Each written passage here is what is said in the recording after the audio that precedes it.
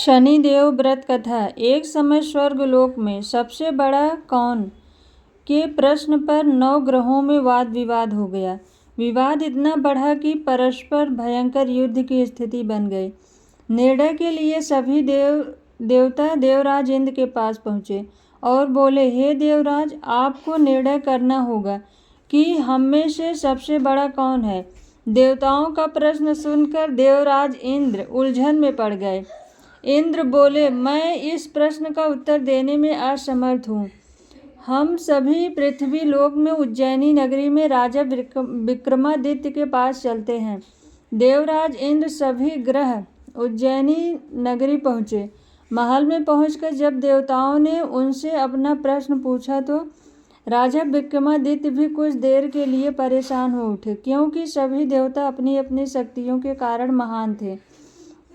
किसी को भी छोटा या बड़ा कह देने से उनके क्रोध के प्रकोप से भयंकर हानि पहुंच सकती थी। अचानक राजा विक्रमादित्य को एक उपाय सूझा और उन्होंने विभिन्न धातुओं स्वर्ण, रजत, कांसा, ताम्र, सीसा, रांगा, जस्ता, अभ्रक व लोहे के 9 आसन बनवाए। धातुओं के गुणों के अनुसार सभी आसनों को एक दूसरे के पीछे रखवाकर उन्होंने देवताओं को अपने अपने सिंहासन पर बैठने को कहा।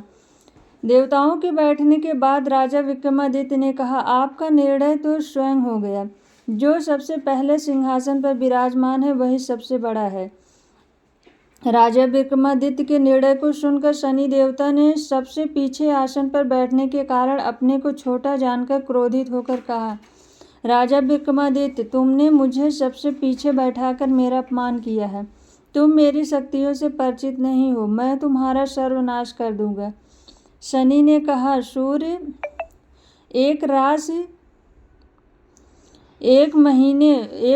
पर 1 महीने, चंद्रमा 2.25 दिन, मंगल 1.5 महीने, बुध और शुक्र 1 महीने, बृहस्पति 13 महीने रहते हैं। लेकिन मैं किसी राशि पर 7.5 वर्ष तक रहता हूँ। बड़े बड़े देवताओं को मैंने अपने प्रकोप से पीड़ित किया है।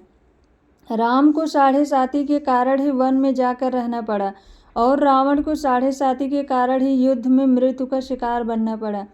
राजा, अब तू भी मेरे प्रकोप से नहीं बच सकेगा।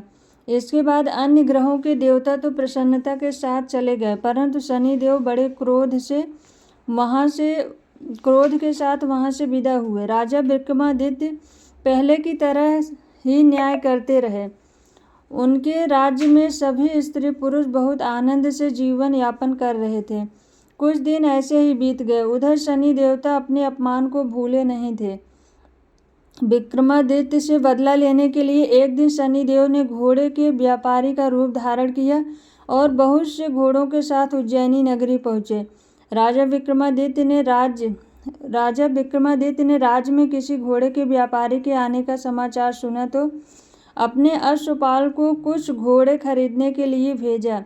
घोड़े बहुत कीमती थे। अश्वपाल ने जब लौटकर इस संबंध में बताया तो राजा विक्रमादित्य ने स्वयं आकर एक सुंदर व शक्तिशाली घोड़े को पसंद किया। घोड़े की चाल देखने के लिए राजा उस घोड़े पर सवार हुए तो वह घोड़ा बिजली की गति से दौड़ पड़ा। तेजी से दौड़ता घोड़ा राजा को दूर एक जंगल में ले गया और फिर राजा को वहां गिराकर जंगल में ही गायब हो गया। राजा अपने नगर को लौटने के लिए जंगल में से भटकने लगा, लेकिन उन्हें लौटने का कोई रास्ता नहीं मिला। राजा को भूख प्यास लगाई। बहुत घूमने पर उन्हें एक चरवाहा मिला। राजा ने उससे पानी मांगा। पानी पीकर राजा ने उस चरवाहे को अपनी अंगूठी दे दी। फिर उससे रास्ता पूछकर वह जंगल से निकलकर पास के नगर में पहुंचा। राजा ने एक सेठ की दुकान पर बैठकर कुछ देर आराम किया। उस सेठ ने राजा से बातचीत की तो राजा ने उसे बताया कि मैं उज्जैनी नगरी से आया हूँ। राजा के कुछ देर दुकान पर बैठने से सेठ जी की बहुत बिक्री हुई। सेठ ने राजा को बहुत भाग्यवान समझा और खुश होकर उसे अपने घर भोजन के लिए ले गया। सेठ के घर में सोने का एक हार खूंटी पर लटका हुआ था। राजा को उस कमरे में छोड़कर सेठ कुछ देर के लिए बाहर गया। तभी एक आश्चर्यजनक घटना घटी। राजा के देखते देखते सोने के उस हार को खूंटी निगल गई। सेठ ने कमरे में लौटकर हार को गायब देखा तो चोरी का संदेह राजा पर ही किया, क्योंकि उस कमरे में राजा ही अकेला बैठा था। सेठ ने अपने नौकरों से कहा कि इस परदेशी को रस्सियों से बांधकर नगर के राजा के पास ले चलो। राजा ने विक्रमादित्य से हार के बारे में पूछा तो उसने बताया कि उसके देखते ही देखते खूंटी ने हार को निगल लिया था। इस पर राजा ने क्रोधित होकर चोरी करने के अपराध में विक्रमादित्य के हाथ पांव काटने का आदेश दे दिया। राजा विक्रमादित्य के हाथ पांव काटकर उसे नगर की सड़क पर छोड़ दिया गया। कुछ दिन बाद एक तेली उसे उठाकर अपने घर ले गया और उसे अपने कोल्हू पर बैठा दिया। राजा आवाज़ देकर बैलों को हाँकता रहा। इस तरह तेली का बैल चलता रहा और राजा को भोजन मिलता रहा। शनि के प्रकोप की 7.5 पूरी होने पर वर्षा ऋतु प्रारंभ हुई। राजा विक्रमादित्य एक रात मेघ मल्हार गा रहा था कि तभी नगर के राजा की लड़की राजकुमारी मोहिनी रथ पर सवार उस तेली के घर के पास से गुजरी। उसने मेघ मल्हार सुना तो उसे बहुत अच्छा लगा और दासी को भेजकर गाने वाले को बुला लाने को कहा।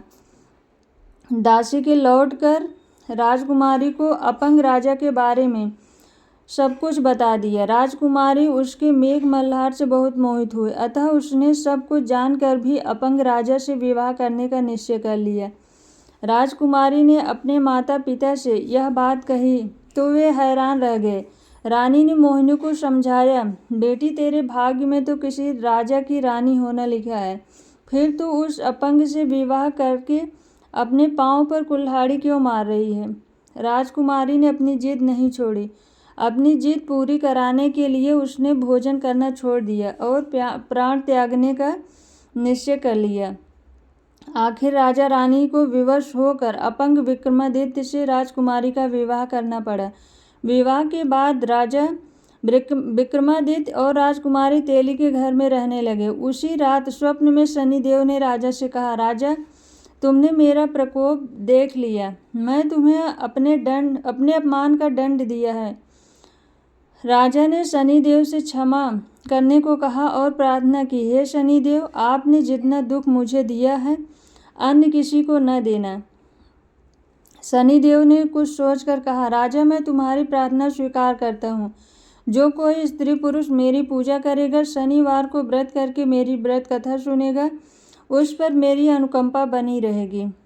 प्रातःकाल राजा विक्रमादित्य की नींद खुली तो अपने हाथ पांव देखकर राजा को बहुत खुशी हुई। उसने मन ही मन शनिदेव को प्रणाम किया। राजकुमारी भी राजा के हाथ पांव सही सलामत देखकर आश्चर्य में डूब गई। तब राजा विक्रमादित्य ने अपना परिचय देते हुए शनिदेव के प्रकोप की सारी कहानी सुनाई। सेठ को जब इस बात का पता चला तो दौड़ता हुआ तेली के घर पहुंचा और राजा के चरणों में गिरकर क्षमा मांगने लगा। राजा ने उसे क्षमा कर दिया, क्योंकि यह सब तो शनिदेव के प्रकोप के कारण हुआ था। सेठ राजा को अपने घर ले गया और उसे भोजन कराया। भोजन करते समय वहाँ एक आश्चर्यजनक घटना घटी। सबके देखते देखते उस खूंटी ने हार उगल दिया। सेठ जी ने अपनी बेटी का विवाह भी राजा के साथ कर दिया और बहुत से स्वर्ण आभूषण धन आदि देकर राजा को विदा किया। राजा विक्रमादित्य राजकुमारी मोहिनी और सेठ की बेटी के साथ उज्जैनी पहुँचे तो नगरवासियों ने हर्ष से उनका स्वागत किया। अगले दिन राजा विक्रमादित्य ने पूरे नगर में घोषणा कराई कि शनिदेव सब देवों में सर्वश्रेष्ठ हैं। प्रत्येक स्त्री पुरुष शनिवार को उनका व्रत करे और व्रत कथा अवश्य सुने। राजा विक्रमादित्य की घोषणा से शनिदेव बहुत प्रसन्न हुए। शनिवार का व्रत करने और व्रत कथा सुनने के कारण सभी लोगों की मनोकामनाएं शनिदेव की अनुकंपा से पूरी होने लगी। सभी लोग आनंद पूर्वक रहने लगे।